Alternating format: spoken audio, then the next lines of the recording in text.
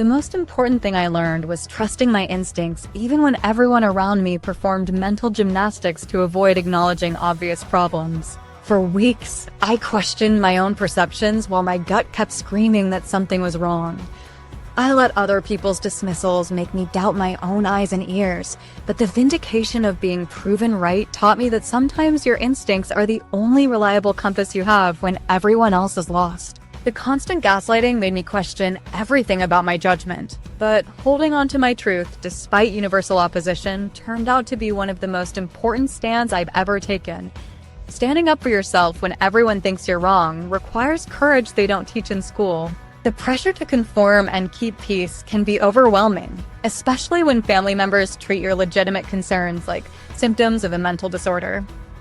I spent weeks being told I was paranoid, jealous, and creating drama where none existed. But maintaining boundaries with family members who treat your limits like mere suggestions became a masterclass in self-preservation. When people try to guilt you into accepting unacceptable behavior, they're essentially asking you to sacrifice your well-being for their comfort.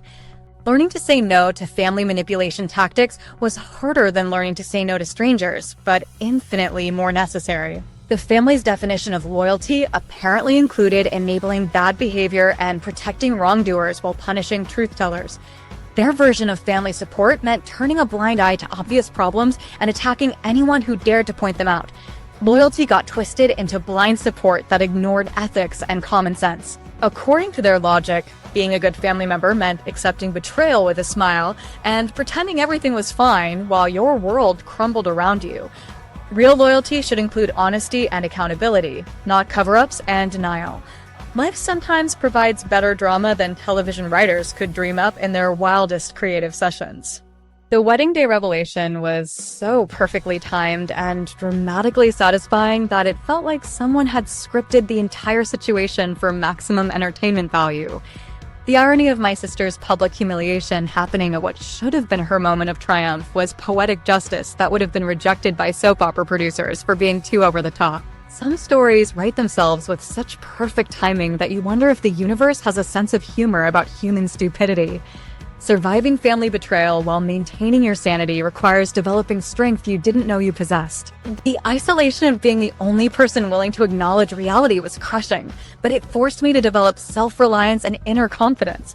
Getting through weeks of being treated like the crazy person in the family while watching obvious problems unfold built emotional muscles I never knew I needed. The experience was painful, but it taught me that I could trust my own judgment even when everyone else questioned it. Choosing your own mental health over family peace when the two conflict turned out to be one of the most important decisions I've ever made. The pressure to prioritize harmony over honesty was enormous, but protecting my sanity required making choices that other people interpreted as selfish. Family members who had spent years avoiding difficult conversations suddenly expected me to sacrifice my well-being to maintain their comfortable illusions. The realization that some family relationships aren't worth preserving at any cost was painful but liberating. Learning to trust yourself when others try to gaslight your perceptions is like developing immunity to psychological manipulation. The constant dismissal of my concerns made me question my understanding of basic social interactions and human behavior. Everyone seemed to live in an alternate reality where obvious flirtation was innocent friendliness and pointing out problems was more troubling than the problems themselves. The experience taught me that other people's denial of reality doesn't change reality.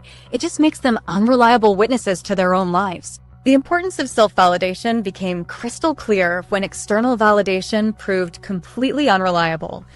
When everyone around you is committed to maintaining comfortable lies, your own judgment becomes the only source of truth you can trust. The ability to believe in your own perceptions despite universal opposition is a skill that serves you well in many areas of life. People who are willing to gaslight you about obvious problems will gaslight you about anything that threatens their preferred version of reality. Moving forward from this experience required developing new standards for relationships and family interactions. I learned that some people's version of family love includes expecting you to accept unacceptable treatment for the sake of keeping everyone comfortable. The understanding that loyalty should never require ignoring betrayal or enabling harmful behavior became a fundamental principle for future relationships. Real family support means honesty, accountability, and respect for boundaries, not blind acceptance of destructive patterns. The commitment to living authentically going forward means trusting my instincts even when they lead to uncomfortable truths. The experience taught me that my gut feelings about people and situations are usually accurate, even when my brain tries to rationalize away the warning signs. Ignoring red flags to maintain peace never actually creates peace. It just delays inevitable confrontations while problems get worse. The decision to prioritize truth over comfort in future relationships feels like choosing long-term happiness over short-term convenience. I learned that sometimes being right means standing alone, and that's okay. When something feels wrong, it usually is wrong, regardless of how many people try to convince you otherwise. The ability to trust yourself in situations where everyone else is lost or lying is one of the most valuable skills you can develop. Moving forward, I know that my instincts deserve respect and attention, even when following them leads to difficult conversations or uncomfortable truths. The validation of being proven right about my worst fears was simultaneously satisfying and devastating, but it confirmed that my internal warning system works exactly as designed. This whole experience taught me that your gut instincts deserve respect even when everyone else thinks you're losing your mind. Sometimes being the difficult family member just means being the honest one who refuses to pretend obvious problems don't exist. Family harmony built on lies isn't actually harmony at all.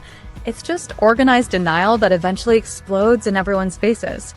Trust your perceptions when something feels wrong because you're probably the only one paying attention. If you've ever trusted your gut against all odds, share your story in the comments. The most important thing you can do is honor your instincts and maintain honest communication.